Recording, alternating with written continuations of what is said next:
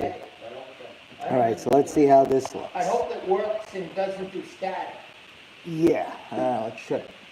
Okay, so we'll move Mike back a little bit. All right. Okay, we're ready to go.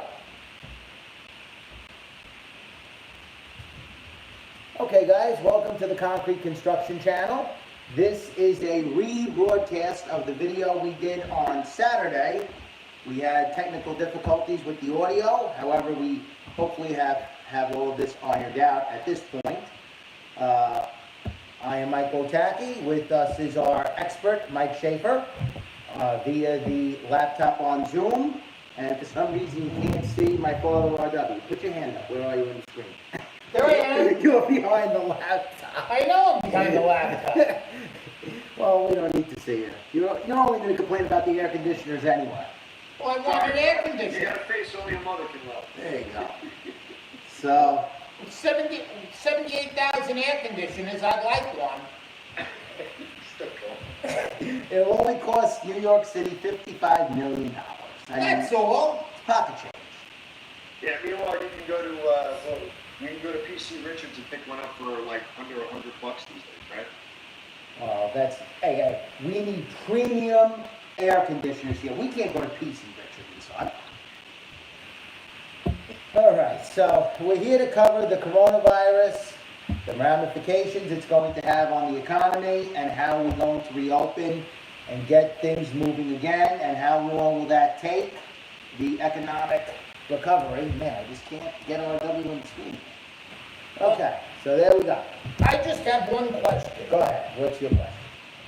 If you watch One and Y, they show time-lapse photography of 3 high-rise jobs in Manhattan. There has to be at least 100 workers on each one of these jobs. Plus, it's in the middle of Manhattan. Now, why do they let these big contractors work when we could limit small 1 and 2 family construction, maybe limited to 5 people on a job? You have 100 guys going to Manhattan, taking the trains, taking buses, riding elevators, which they can't social distance on those construction elevators. They're only approximately 6 to 8 foot wide themselves. What, they're going to be 2 guys on an elevator going up and down? You know what the short answer is, Bob? The short answer is they're only working on government subsidized construction because the government has an interest in it. I see, so That's the short of it right there. that's the short of it. So they could spread coronavirus because they're working on a government job. There can be 100 of them there, spreading the virus to each other. When we're not allowed to work 2 guys on a job. Gee, that seems very, very good to me. Very good. Well, Yeah, the judgment in that is suspect from the start. I mean, really, you hit the nail right on the head.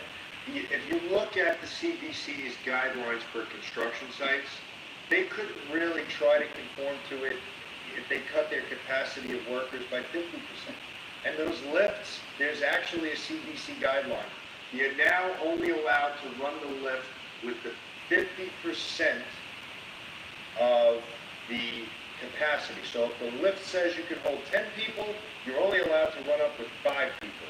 And you're supposed to maintain distances as much as you can, and you have to wear your N95 mask. Come on, Mike. Come on. It seems like a hell of a lot of risk to keep a job site going where you have a lot of small construction sites going that you could potentially work without a mask and maintain double the required distance between people and keep the job site going.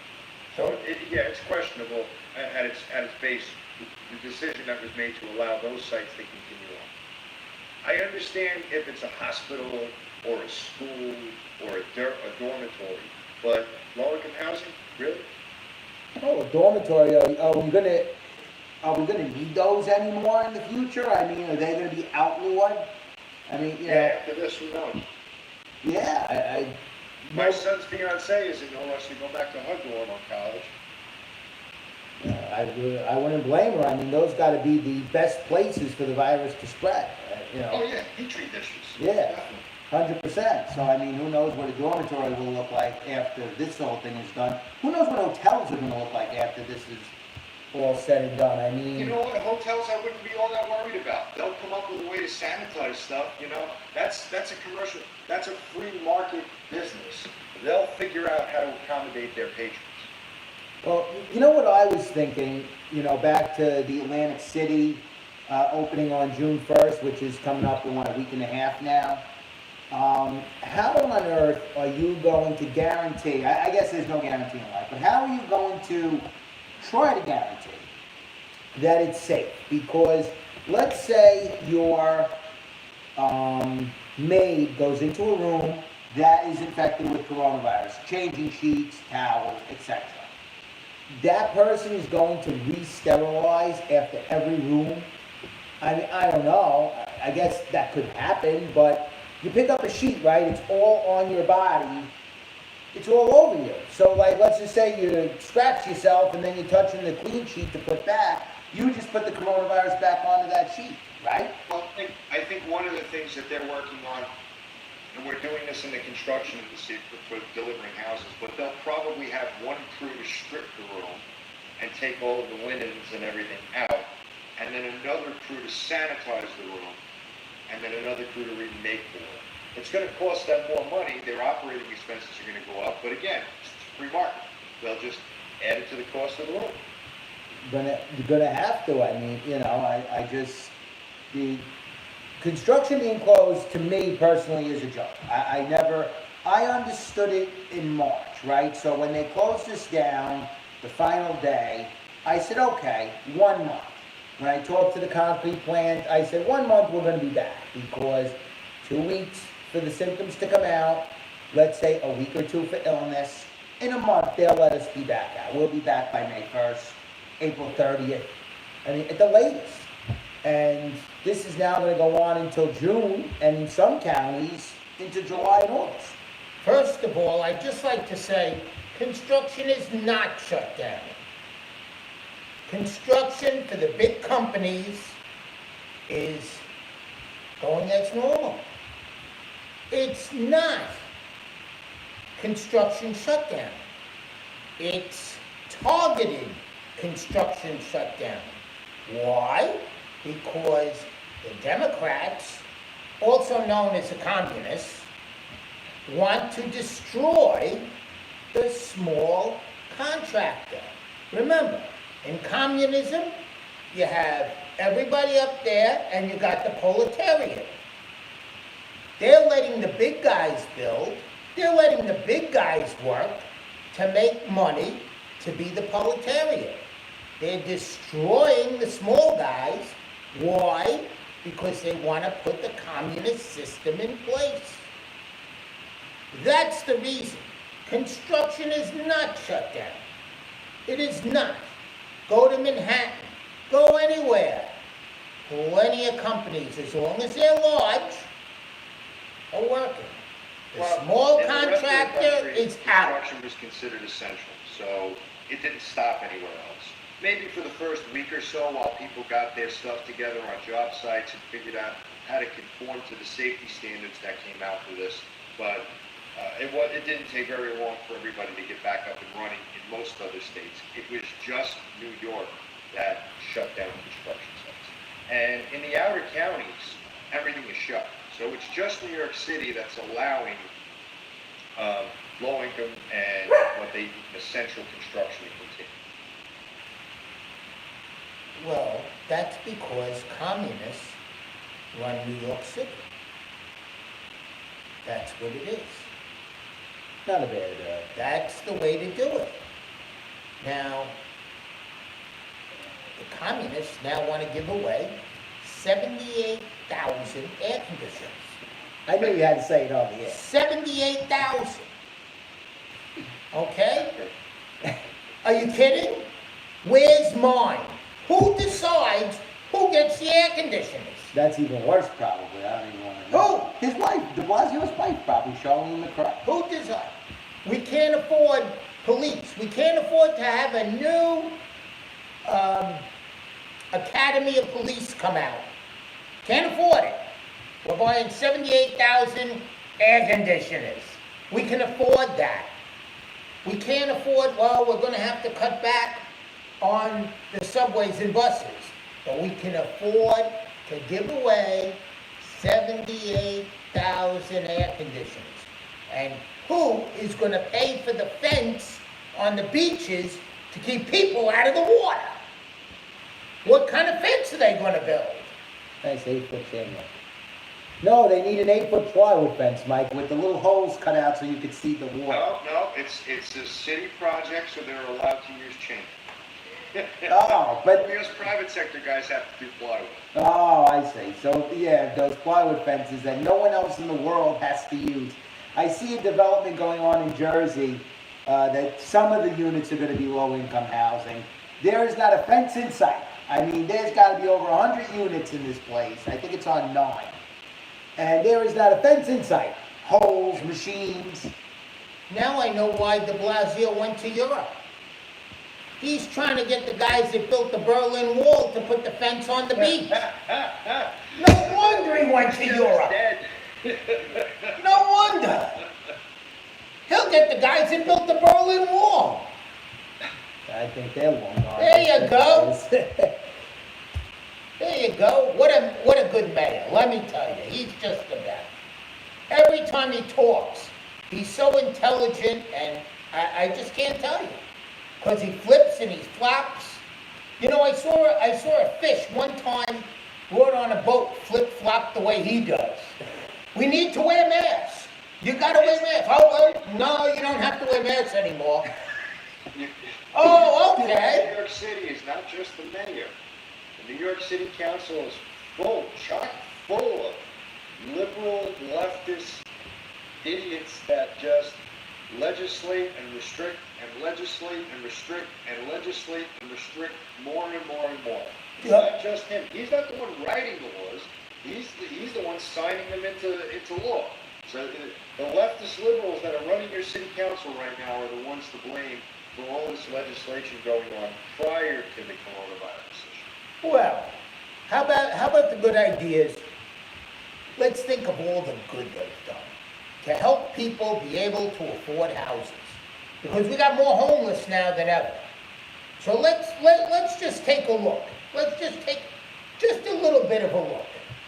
Every house that you build, you gotta put 2 trees, 3 trees. Okay? Well, you gotta have the Parks Department do it. So they're charging the builder $4,800 for 3 trees. Well, that seems fair. Actually, it's 6,300. For 3 trees now. Yep, 2,100. Oh, it's up to 2,100. They're doing good. No, they're doing good. Okay. So that adds to the poor guy who's trying to buy the house. That's $6,300 more on his back. Thank you, Mr. Mayor. Now, hold on. Solar panels to the tune of I'm not going down that road yet. I haven't reached this. I'm starting on the ground. I'm starting on the ground and I'm going up. Oh, boy. We're I'm going up. gonna have an hour-long show just on this. Here we have, okay, we have houses with smoke detectors. Well, that's not good enough. Dad, this really has nothing to do with the coronavirus. I'm just discussing, I'm gonna work it in. Oh. I'm gonna work it in. I know where you're going with this. Fire sprinkler. Yeah, and do you know? I was one of the key people on that fight for that front when that first came out. And the reason why they did that, I don't care what anybody tells you, I know why they did it. At the time, Bloomberg was the mayor. He was micromanaging the budget. He was shutting firehouses. So what he had to do to compensate, to relieve some of the public backlash, was to allow the increased time for the response of the fire department. So in essence, what you do is okay, if it takes the neighborhood firehouse 3 minutes to respond, but now we're gonna close it, the average response time now is gonna be 7 minutes.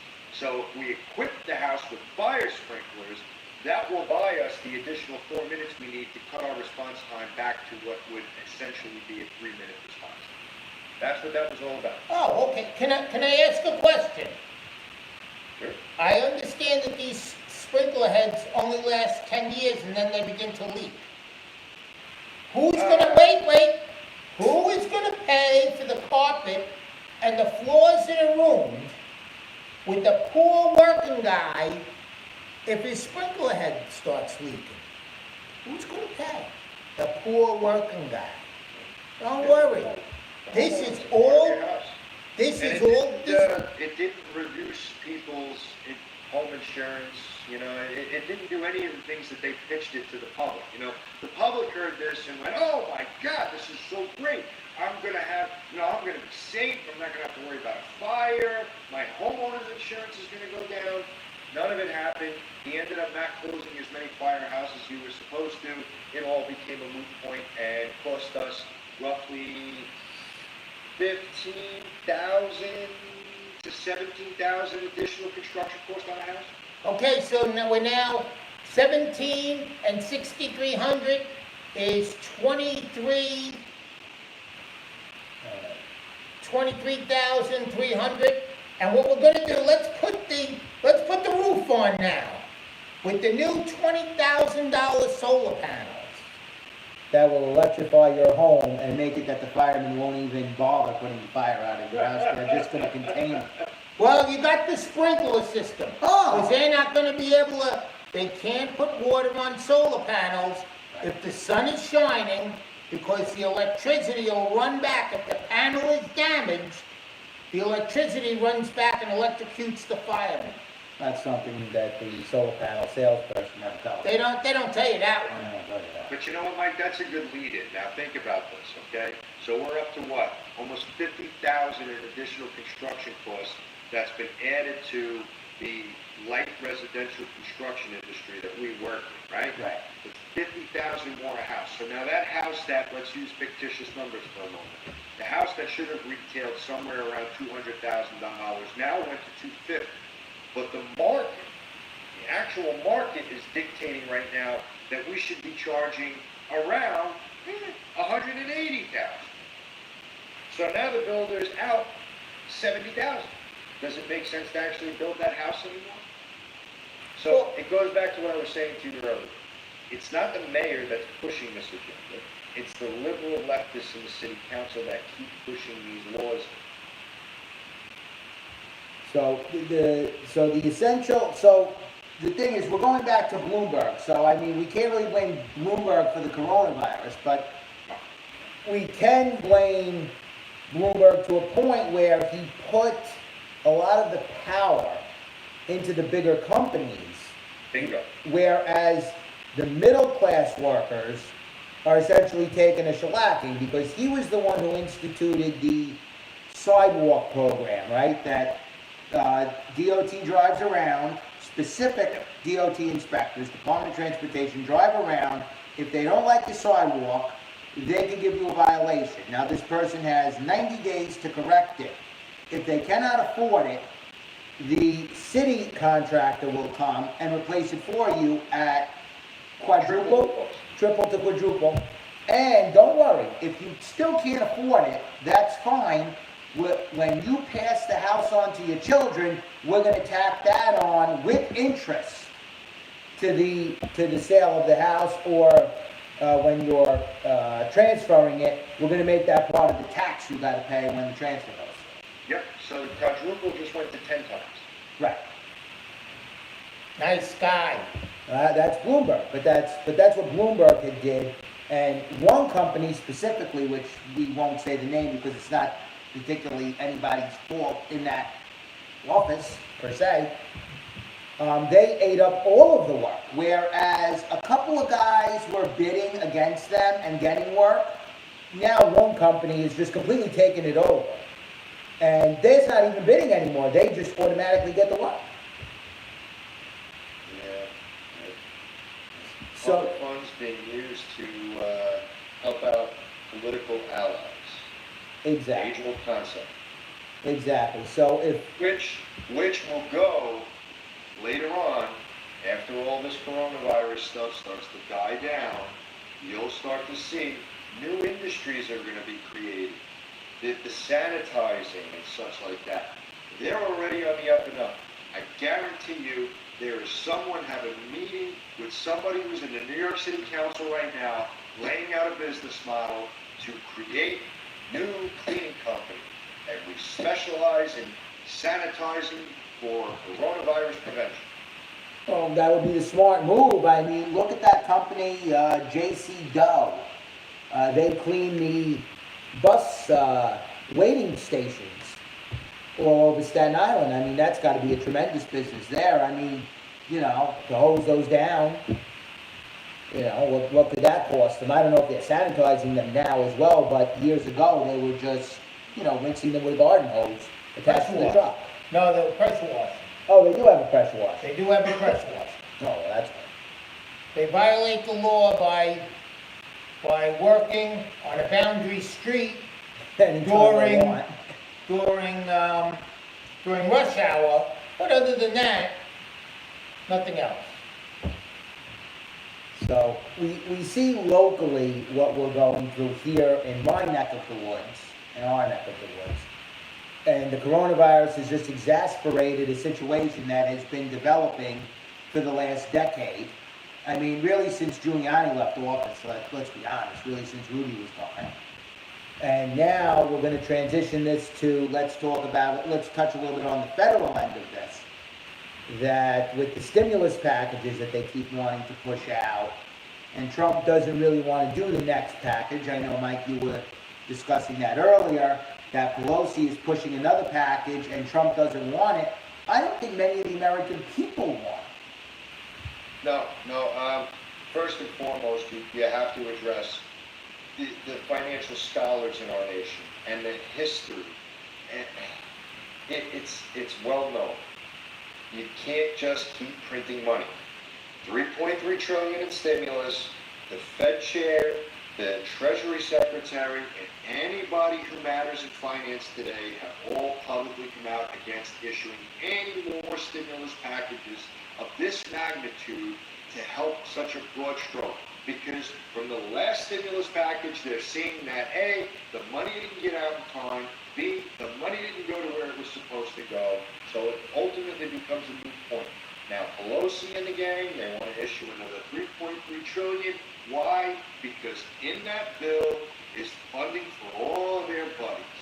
This museum, and that museum, and this thing, and that thing. All things that should be addressed on a budgetary issue in July, when they do the budget every year, which she can't seem to get pushed through because the Republicans know that they're wasting the money. She's packing it onto a stimulus package and painting a beautiful picture for the American people, right? She's not telling you, oh my God, I'm giving 2.2 billion to this museum in California. She's just saying, I'm giving 3.3 trillion to America. But when people find out where the money actually goes, then they'll start to have a problem with it. But even worse than that, there's nothing backing up the money that they're just printing. The Democrats just can't turn on the printing press and start printing $100 bills. It doesn't work. It will further damage the economy. And you listen to every economic scholar we have in the country today, you want to talk about how to save the economy, you have to reopen the economy. There has to be a supply chain, a demand chain, and it has to be confidence. And the only way to get the confidence is opening up the supply and demand chain. Once everybody knows that they can go to the store and get a gallon of milk for $2 or $2.25 or whatever it costs, that builds confidence. If they open it up and there's a shortage, that gallon of milk is now $4, confidence goes down. That's going to hurt us. We have to open the economy back up. Everyone has to go back to work now. Pumping more money out of the Treasury is not going to solve this problem. And I think for many Americans, I think they're sick of it. I think a lot of them are ready to get back to work. Absolutely. The word on the street today, if you ask anybody, is they don't want anything. We don't want a handout. I want to go make my money. Don't give me a check. I want to go to work. It's the Exactly. American way, is it not? Yeah. I mean, the Democrats really took advantage of this situation as far as they really could. They pushed it too far now, but they really took it as far as they could. I mean, when this first started, the first thing that popped up on Facebook is, here's socialism, here's a taste of it. When you walk into Walmart today, you could buy one package of toilet paper. That is socialism and communism. That's at its core. The government and the puppet bureau tell you, is that Politburo. Politburo. There you go, puppet. They tell you what you need. And it turns out a lot of Americans don't get that. No, because we don't want a Hanes white T-shirt. You want to buy a Ralph Lauren T-shirt. Maybe you don't like Ralph Lauren. Maybe you want a Versace T-shirt. But if the Democrats get their way, we all get the same white T-shirt. Exactly. And that's not the American way, for sure. And I don't think people are going to stand for it anymore. I mean, Pelosi could stand there and call Trump morbidly obese because he's taken that drug. Can anyone pronounce the name of that drug? Hydroxychloroquine. Wow. I'm going to give you a point for that one. He said yesterday that he's been taking it for the last week or so to try to prevent getting the virus. And Pelosi came on today and said, well, because of his age and he's morbidly obese, according to the doctors and the body mass index that they use. But let's talk about that for a second. Who cares? They don't care what drug he's taking. It doesn't matter to me.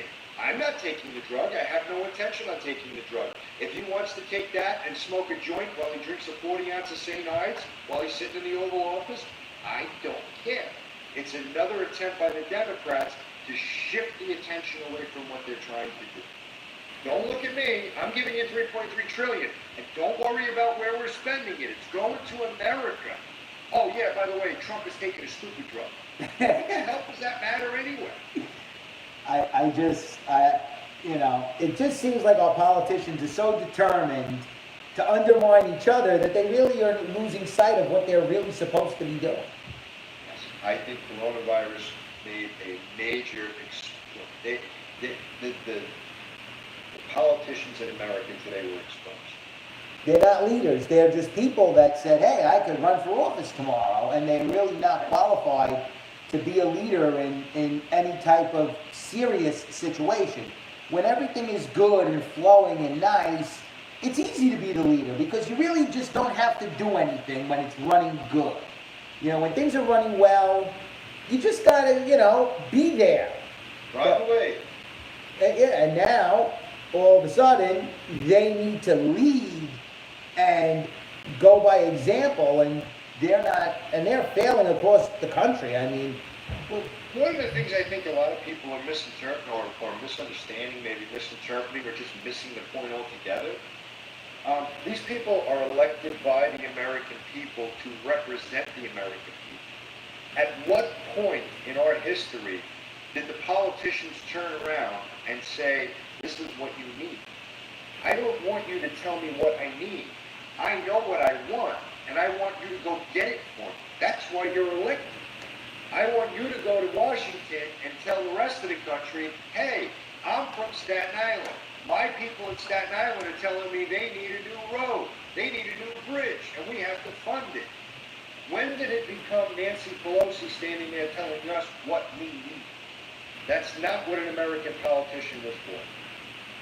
100%, exactly. And, now with the coronavirus here, and do you still have the numbers for the coronavirus? As of last week, yeah. Oh, listen, it hasn't changed that much since then. I mean, how much of the population has died from this? I want to make a point on the numbers that we're all seeing.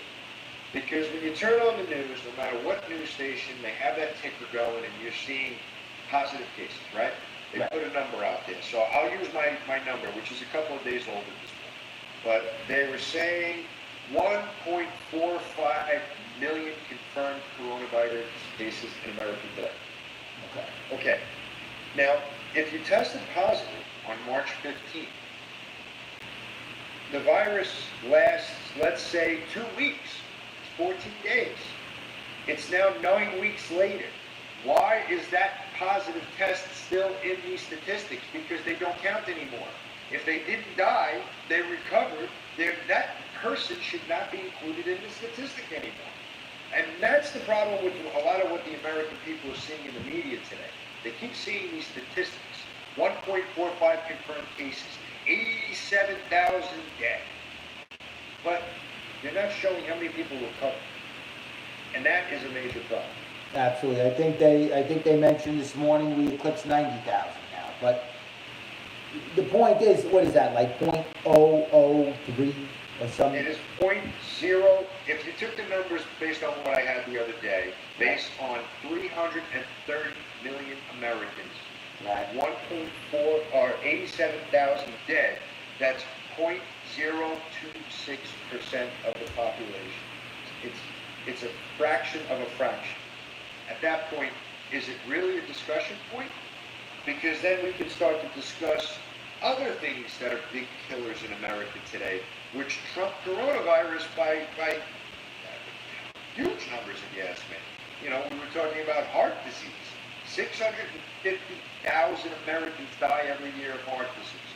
0.196%. That's double what coronavirus has done as well.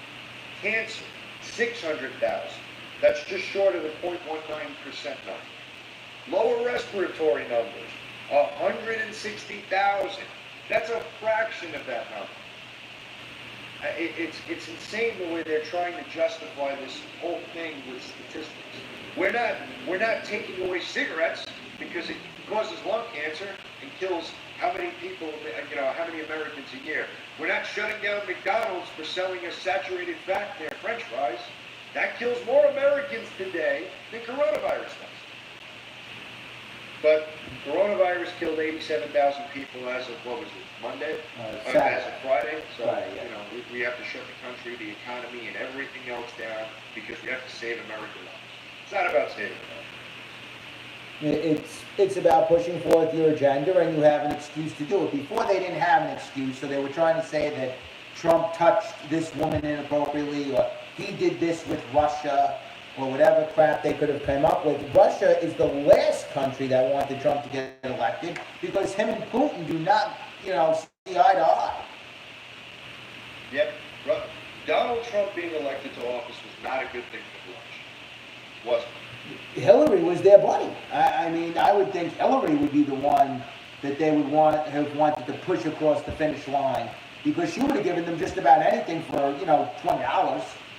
Keep watching, keep current on the Michael Flynn situation. There's more stuff that came out today, verifiable facts of meetings with Obama, Biden, and all of their cronies when Donald Trump won the election. We couldn't prove it, we don't have any evidence of it, and quite contrary to the fact, there's a lot of ties that lead Russia right back to the DNC. So what are we talking about? Collusion? Not to change the subject, I was just wondering, if someone has cancer and they get the coronavirus, and they pass away, their passing is blamed on the coronavirus, correct? Yes, they're being classified as the coronavirus. I have something that's going to blow your mind. Just heard it this morning. The Pennsylvania state governor's Surgeon General, or whatever her title is, she got on and started to explain how they're quantifying the deaths. So listen carefully to this.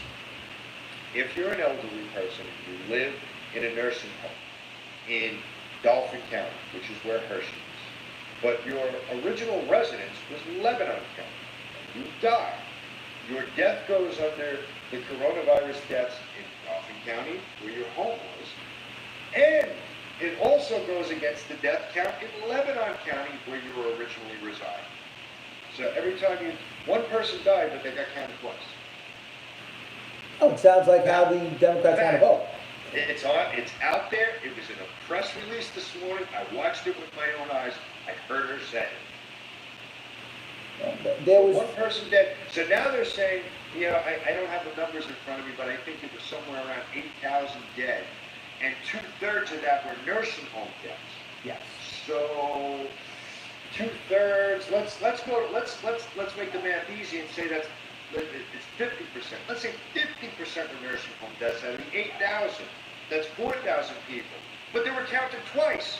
So it's really 2,000 people. Yeah, well, I mean, look at what Governor Cuomo did in New York. I can only imagine what he's done to quantify his numbers and justify his actions. Justify his actions, it's out there now. He issued the order in March. If an elderly person in the nursing home gets corona, you treat them in the hospital. When they're ready to go, you put them back in the nursing home. Now, everyone jumped up and down. And spread, because you're still shedding, even if you've recovered, you still shed the virus. You can still give it to other people. So instead of keeping them in quarantine until we know when they can't infect anybody else, well, their fever broke, send them back to the nursing home. Exactly. And it infected everybody else. And what Cuomo said, he goes, well, that was like taking a lighter to dry grass. Well, what did you think was going to happen? I mean, to me, he just rescinded the order last week. When did we send the USNS Comfort away? When did we start telling the volunteer nurses go away? Oh, by the way, we're going to tax you for the money you made here. But hold on, we're going to send you home now. Still, the order remained. If the elderly had it, you still went back to the nursing home to spread it. Yep. Mind-boggling. Listen, Trump did his part as far as providing the major areas in America with what they needed on the initial surge of this virus. He gave them the funding they needed to get the Javits Center open and the supplies. He sent the ship into the harbor with all the extra beds to provide for the surge. And the surge never came. It never came. 150 what? 175 at the Javits Center, right? I think it was over 200 beds at Javits Center and 100 and something on the boat. But yeah, I mean, either way, he did what he had to do as the president to help quell and build public support and confidence. And the governor didn't use it. He didn't use it at all. We didn't need it. How about the 40,000 ventilators he ordered that we didn't But need? why not take people that you don't know anything about this virus, right? When this first happened, nobody knew. Nobody knew how long you were going to be able to transmit it. Nobody knew how severe you were going to get it and what the characteristics were. So if you take an elderly person out of a nursing home who was high risk from the start, that's what they said. If you were elderly, you were high risk right out of the gate. Why would you take that person, treat them, and send them back? Why wouldn't you take them and use the resources that were given to you by the federal government? Why would you just totally disregard it? Because you had to drive up the deaths. The elderly are expendable. If they're in a nursing home, out of sight, out of mind, right? I mean, they're not needed. They're a burden. So I think it went another direction. I think at the end of the day, I think they really know that the coronavirus pandemic is overinflated and exaggerated. And I think what they thought were people that recovered, it was just going to be fine, and we could send them back, and then we could turn around and say, "Ha, Trump, we did it without you. We didn't need your help." But you know what? It blew up in their faces. well, it turns out we didn't need the help. A lot of the help. I mean, the 40,000 ventilators Cuomo asked for didn't even touch him. I mean, and Trump didn't even want to give him all the ventilators he was asking for. And Trump said, you need a third of that. Oh my God, the crying that went on here. Do you remember that? The crying on the news media. Well, that too, look, you didn't know. I think a lot of the deaths occurred because people got put on ventilators and then they realized that that's not the proper way to treat this. And I think a lot of deaths can be attributed to mistreatment. They thought it was the right way, and then they realized, oh no, this is not what we should be doing. And all of that talk in the beginning about we didn't have enough ventilators, and Cuomo was arguing and fussing and fighting with the federal government, which he got what he needed anyway, and then it turned out he really didn't need any. Now they're trying to sell the ventilators. That's great. Slightly used. Slightly used ventilator. Slightly used. Never fired, only dropped once. If you want it sanitized, we're gonna charge you a fee. Yeah, well, I can't believe de Blasio goes on the TV and says we're gonna tax the nurses that volunteered to work here. I mean, I don't think that's gone through, but I read it recently that he was talking about it. How insane is that even to contemplate? You know, it's getting close to, I mean, I can't speak for New York, but I know, in speaking to you and other friends in New York, people are tired of this. They know it's really just an oppressive, democratic leftists that are just trying to hold us back. But because Governor Wolf from Pennsylvania was up there this morning, he's very agitated because a lot of counties are not listening to him anymore. He said, "The hell with you. I need to get my economy started. You're not giving me the money I need to help support small business and people feed their families. So we're opening anyway. The hell with you." And he gets up there and says, "Well, I don't really appreciate the way this is being handled by the individual counties, and I don't like what I'm seeing in the statistics, and therefore I may have to extend the order." So remember what I said. They trumped up the statistics and counted the same person twice. So we know that the number of dead are not as many as they say they are, but he wants to extend the order even more. I think that if that happens in a lot of other places, you're going to start seeing some revolts. People are going to be storming their Capitol buildings. Well, you might as well at this point. You have nothing to lose anymore, right? Because they've taken just about everything from you. You can't go to beaches, you can't go to the gym, you can't go to a hair salon, you can't do anything. You could sit in your house or you could go to Walmart. What do you got to lose anymore? And when people have nothing to lose, that's when they become the most dangerous. Well, yeah, because you have nothing to lose and everything to gain. Exactly. You know, let this be a lesson to these millennials that love Bernie so much. This is a taste of what it would have ended up like under Bernie. Got anything to add there, R.W.?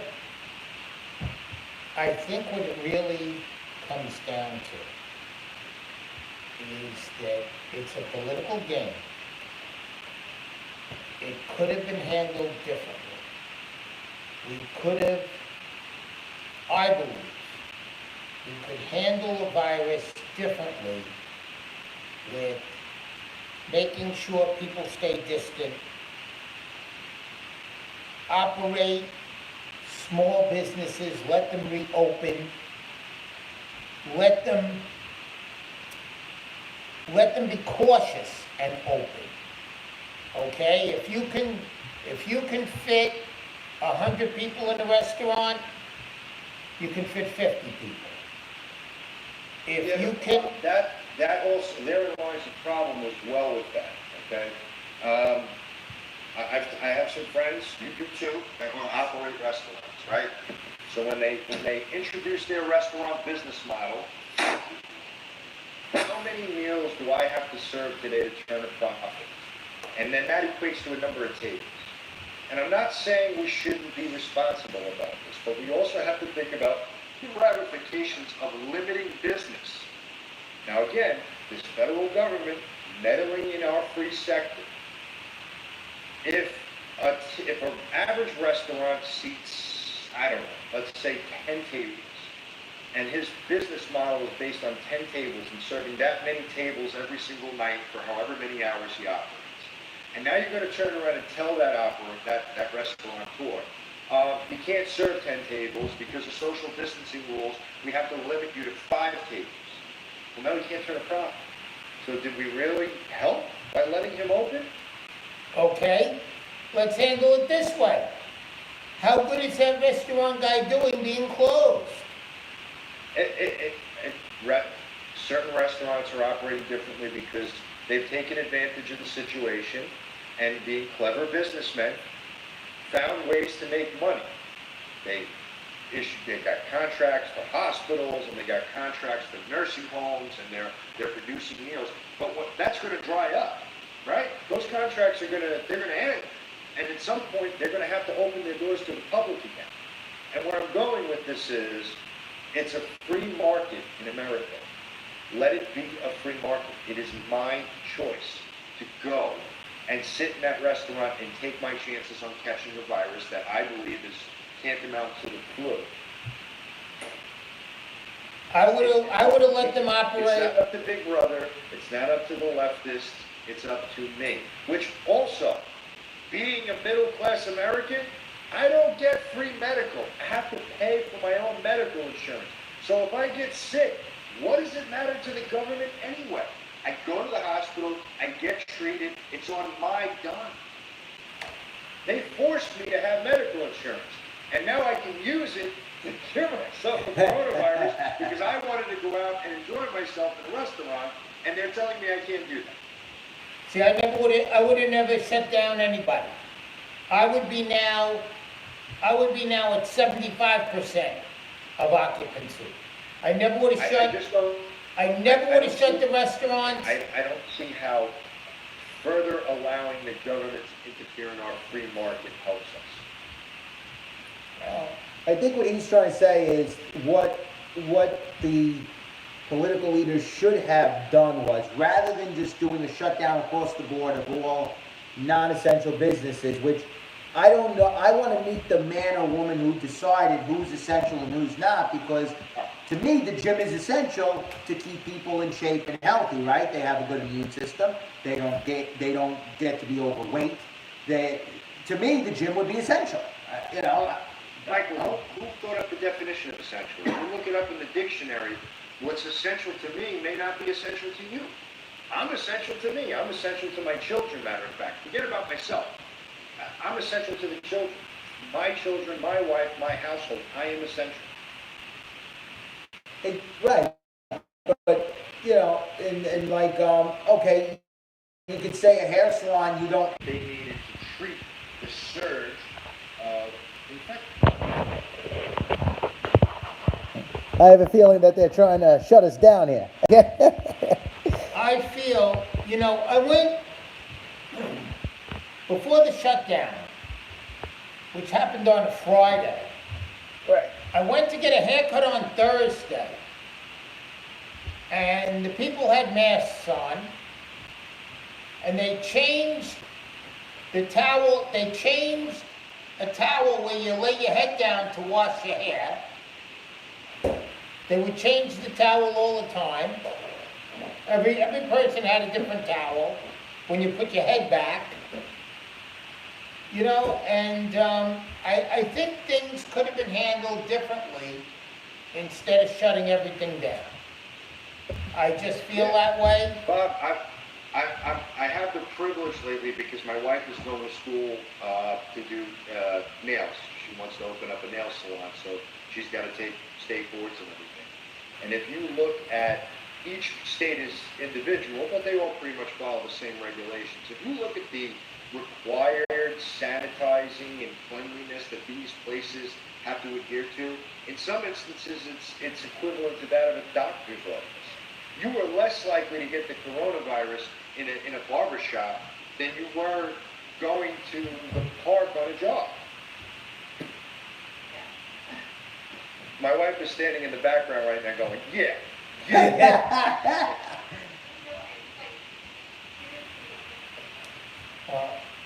I gotta be So, honest with you. I think the shutdown for the first 2 weeks would have been plausible and justifiable if it was properly used to get ready for what they anticipated coming. Now, we all know that it never actually came out because we know that their numbers are all bolstered and inflated, basically lied to. And they didn't do that. And now they're getting worried about the second possible resurgence, which may come around when they ease restrictions. I think we have more likelihood that this will rear its ugly head again sometime in the flu season in September, October, and they have not used the time that we've been shut down, 9 weeks, going on 10, to get themselves ready for this. What the hell have they been doing all this time? You know what they've been doing? Giving press conferences, showboating for the cameras. Absolutely. I mean, and as far as the reopening is concerned, even if the cases should spike when the reopening occurs, it's inevitable, in my opinion. You can't not reopen. It's impossible. So, to me, first of all, like we said, the definition of an essential business is very loosely defined, in my opinion, because It's subjective. It's Yeah. definitely subjective to whoever's using the term essential. exactly. So for Cuomo or whoever to make the determination that a nail salon is not essential, or a gym is not essential, or residential construction is not essential, who the hell are they to make that decision? But yet the big guys could stay open. Home Depot. Home Depot is not essential. What does Home Depot really sell that you would As need? far as New York Hold City on, goes, hold think about on. it. If construction was shut down, what the hell do you need Home Depot for? I believe the reason they allow Home Depot to open is because they sell toilet bowls, they sell plumbing supplies, which they consider essential in case to, they don't want like typhoid to develop if we're not sanitary. Okay, so I believe that was But the Bob, reason. You couldn't get the plumber to come to your house to put the toilet in because you were non-essential. Well, So, no, again, you can. If construction was not considered essential in New York State, why have Home Depot and Lowe's open? Well, you gotta realize. Wait. People And wait, were wait, coming. now, I had the listen, cable listen, guy listen, at the house. If that were the case, then Amazon exists. And I mean, there's any number of internet providers that you could have ordered what you needed and had it at your doorstep within 1 to 5 business days. Mike, I'm not saying it's the truth. I'm just telling you the communist reason for letting Home Depot open. okay, but I'm gonna make a point here, right, with the Home Depot Lowe's thing, Harbor Freight. Why couldn't you go online, order what you needed, you drove to the store curbside, and someone brought you your toilet out? They already have that technology. Home Depot, Lowe's, they all did this prior to coronavirus. You could order what you needed, went to customer service, and picked it up. Yep. If you go through Home Depot or Lowe's, and I've been there numerous times throughout this whole shutdown. I've been to Home Depot, I've been to Lowe's, I've been to Walmart, you name it, the big box stores, I've been to them all. When I was at Home Depot 2 weeks ago, do you know what everybody was buying? Flowers Yeah. to plant in their front yard. Now that's essential. Did we really need to keep the store open? Because now you're talking about creating another petri dish. How the hell do you maintain? I haven't been able to maintain social distance in any store I've been in thus far. And I've been to all of them, and I've been to them numerous times, wear my mask, but I'm telling you, everybody's within 2 inches of each other. Yeah, I mean, and I actually got into a fight, almost, with the ShopRite self-checkout lady, because she said that my order was too large for self-checkout. She said, well, why don't you just go to a cashier? And my answer is, I didn't answer her, Victoria did, and Victoria said, he wants one less person to touch our groceries. And Victoria said to me, I'm insane, because the stock boy is touching the food. I said, well, I have to draw the line someplace, right? Someone has to put it on the shelf. I have to live with that. But if I can limit who touches the stuff, and the cashiers to me are the dirtiest people on the planet, because they are wearing the same gloves, touching everybody's crap. So, you know what? I could have my gloves on. I don't really have to use the touchscreen that much, to the point where, and I don't have to be in someone else's face. The machine is there. So, to me, you know, they were pushing these self-checkouts for years on us so they could fire everybody. Now, all of a sudden, they want to push us to the cash registers. Yep. Yeah. So I think at the end of the day, you see where it really, they totally screwed the pooch on this. Whoever thought about these social distancing regulations and whoever came up with the guidelines for going to shopping and what stores were essential or not, their judgment was, it wasn't for the safety of the public. It was in the best interest of big business. I'll agree with RW on that one. They considered big business essential and little business was not essential. And I think it should have went to the contrary. Absolutely, and I feel, what should have been done was, and, now we'll get to the part where how we reopen and what we could have probably did. Right now, if I'm sitting here and I've got a virus spread, okay, the first thing that I would think to do is, we put out a set of guidelines for everyone to operate by, right? So when anthrax was the big thing, I think that was in the early 2000s, right? Anthrax is on the mail. That was the big deal, okay? What was the protocol that you told people to do? What did you tell mothers to tell their children? You take the mail, you do what you gotta do, you wash your hands afterwards. You had a guideline for how to deal with anthrax. So you have a pandemic spreading, we have a problem, okay? Why couldn't you say, okay, construction sites, one trade in the house, one trade outside. We have, at the hair salon, you have 10 chairs, operate with 5 now. But it's just temporary. I know your point earlier was they can't operate in that model, but now you have 0. We're not looking to make it last for forever. We're making it last so to provide time to control the virus and yet let them stay in business. Yep. Because the Exactly. hair cutting place that I went to is shut down. Right. 0.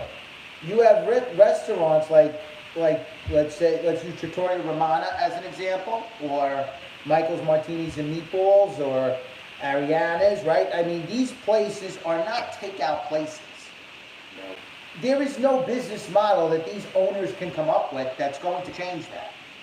You can't expect them to do curbside pickup. Nobody's going to say, hey, let's go to get lasagna, curbside pickup. Nobody does that. Very few people do. So, Or better yet, Mike, think about this. Who is better situated to prepare and give you that curbside lasagna? Is it the Macaroni Grill or Mike's Martinis and Meatballs? So again, who's essential? Big business, not little business. right, a place like Applebee's already had a system in place, right? Card to go. Yep. All the big restaurants, they all have a curbside pickup situation, and it's been going on for a couple of years now. So, essential, big business, little business, not essential. I think that was totally un-American. It was uncalled for. Now, let's cover one other point. So, we would reopen, if we were doing it, we would have operated at limited capacity for probably 60 days. I think all 3 of us are in agreement with that. Yeah. Okay. Something like that, and construction sites could have adhered to a certain set of guidelines that basically the construction sites are supposed to be working at now. If they could work on a road or a bridge, it would work on a regular job site. 100%. I agree.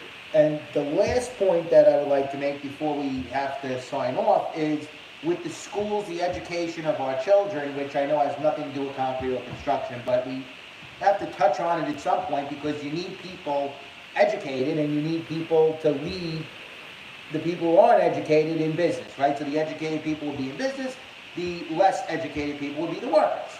And there's no issue with any of that. So the thing is, we're not educating our kids right now. They're sitting at home, probably playing Xbox.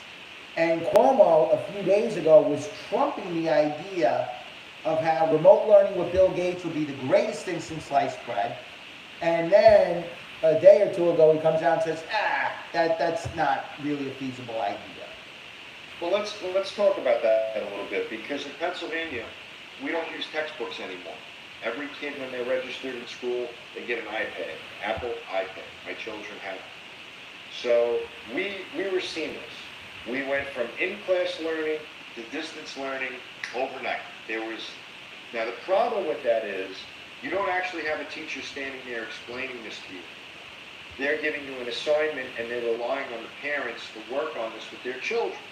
Now, Mike, I don't know about you, buddy. You're not a father yet. You will be at some point, but I have 5 children. 2 of my boys are 25 and 20, and they went through school, and what they learned was different, or the way to get to the answer is different than the way my 15-year-old and my two 9-year-olds are learning it today. And it's very difficult for me to adjust and try to do that, as well as trying to maintain a business working from home. So I also have an issue with homeschooling as a footnote anyway. I don't like homeschooling. If it's a necessity, then it's a necessity. But I think going to school and interacting with children and teachers and authority figures builds necessary social skills that are needed for further on in life. I've never been a big advocate for homeschooling unless it's an absolute necessity.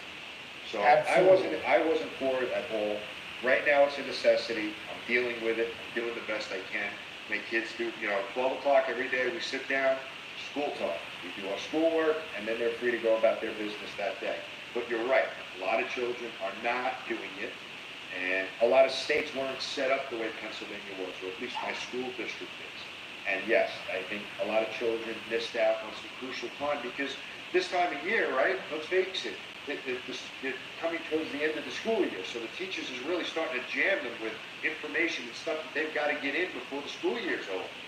And they they canceled the rest of the school year, missing a good 2 months of what I believe would have been a very crucial time. Do we believe that they should have closed the schools? How could you have handled this differently? And moving forward, what is going to be your protocol? I don't think you could have children social distance in first grade. Yeah, listen, first and foremost, I think that should have been the first thing to close, because the children, you have to protect the children no matter what. And when this first hit, nobody knew anything about it. People were getting sick and dying, so you had to shut the schools. So that being said, going forward, we have to open the schools next year, and it's going to take time and planning. So the entire summer months, our school administrators should be sitting down with health officials and people that plan these things out and figure out a way to bring these kids back to school safely. Now, whether or not that's wearing masks or not, I can't say. I'm not a health official, but we have to figure it out. We have to get it done one way or the other, because I'm going back to work. Nobody's going to be here in September to sit and go over with my kids. So I've already told my neighbors, if they don't open the schools next year, I'm going to give back all the material back to the school district, and I'm going to hire somebody to come to my house every day and teach my kids. They have to go back to school. This homeschooling is not working. Or, if it's a necessity, then the teacher has got to do just what we're doing now. Zoom it. They have to get up there all day long and teach these children as if they were in the classroom. Make it a virtual classroom. That's the only thing that I can come up with at this point in time. I thought that's what they were doing. Some districts are, in my instance, the teachers are always available. They're great. If you have an issue, you can reach out to them. You can Zoom with them. You can talk to them. They're available for anything, but they're not standing here talking to them all day. They have an app that they work from. They upload English, math, social studies, health, gym, so on and so forth, whatever the curriculum entails, and they say it has to be done by tomorrow morning. Oh, wow. Yeah, it's not easy. I mean, to switch over to homeschooling. And to be honest, a lot of the parents that are working, how on earth, if both parents are working, how are you ever going to swing that? You're going to leave a 9-year-old at home in front of a computer screen? Exactly. And then take it one step further, I mean, that's elementary age. We get into, my son is a freshman in high school. I'm an educated guy. I'm intelligent. But I don't remember the freshman high school math. And they have these equations that they're working on. I can't for the life of me remember how to do it. So therein lies another problem, because they're touching on subjects that they didn't work on with a teacher yet, but the teacher has to give it to them. So now they're getting stuff that they haven't learned in school, and they're expecting us to teach it to them. I'm not in a position to go through that. I don't remember the math. Now I find myself going back and Googling subjects and rereading and watching YouTube videos. This is not going to work as a long-term solution.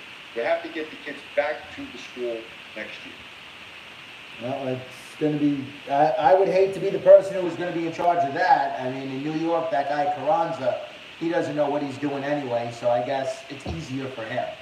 Because when you don't know what the hell you're doing, you can't hurt yourself, you know? Well, you know what it ends up doing in places like out here in the rural area of America, we'll figure it out. We have extra room in the buildings, and they'll figure out a way to make it work. But in the city areas, Chicago, Philly, New York, where the schools are overcrowded to begin with, and there's just nothing they can do about it, it exposes them for not investing properly in their education systems. You know, the coronavirus, for nothing else, exposed a lot of weaknesses in American society too. Absolutely. It did. Absolutely. And the schools, in my opinion, should be top three. One, two, or three. I mean, you could put it in whatever order you want, whether it's first, second, or third, but especially in the New York City system, you know, you were deficient to begin with, and this just threw you for a loop. You don't have the facilities, you don't have the room to social distance. What are you going to do in September? Have a problem. It's gonna be a problem. I mean, I think as far as the higher grades, you know, once you get out of elementary school, or maybe once you get to about 9, 10 years of age, we can kind of get you to wear a mask all day and work things based on that. But the younger kids, you know, the kindergartners, they're not wearing a mask all day. And I'm not going to try to get a teacher to force them to do it, because that's just torture. You know, the teacher's going to tell them to put it on, they're going to take it off. It's very tough. It's a very tough situation for the cities to be in come September, because I don't see a real solution. What are they going to do, build schools overnight? No pre-K for all.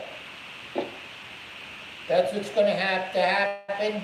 You're gonna have to take the old parochial schools that are closed, reopen them. I don't know how it's gonna be done, either that or... Bob, you touched on something I was going to go to, but what that does is exacerbate the fact that they're going to have to rent these spaces that they didn't have before, but they don't have the budget to operate what they have already. Well, there's one other way to do it. That's poor leadership. Early session and late session. You divide it. That's been done at Fort Hamilton High School in the 70s. In the early 70s, that was done. Early session, late session. It shows a deficiency that was there before coronavirus. The leftists were siphoning the money off the education and using it for public welfare. Cell phones for people on welfare. That happens in New York. If you sign up for welfare, you get a free cell phone. Why? If you can't afford to support yourself to begin with, what the hell do you need a cell phone for? New York and California got the same problem, the homeless problem. It's almost like mirroring each other, and we're on two opposite sides of the country, but the problem is really a mirror problem.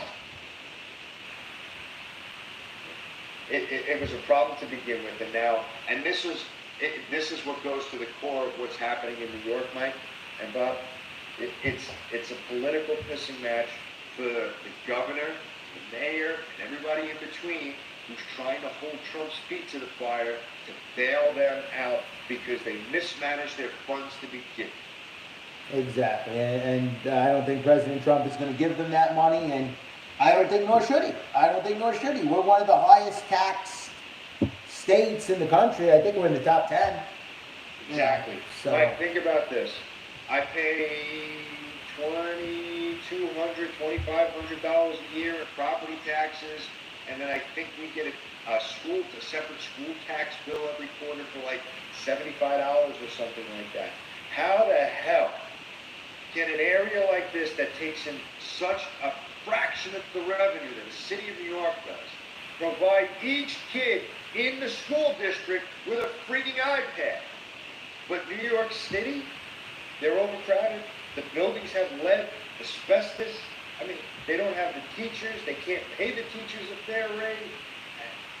It really exposed shortcomings that happened long before Corona came along. Absolutely.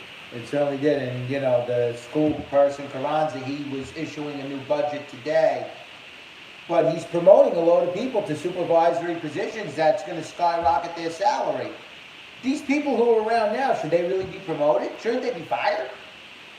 Aren't they non-essential? The schools are closed, do we really need them?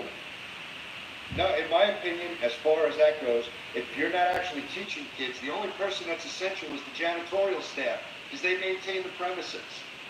Exactly, all these other people that they're gonna promote come 2021, yeah, we'll see how that all works out.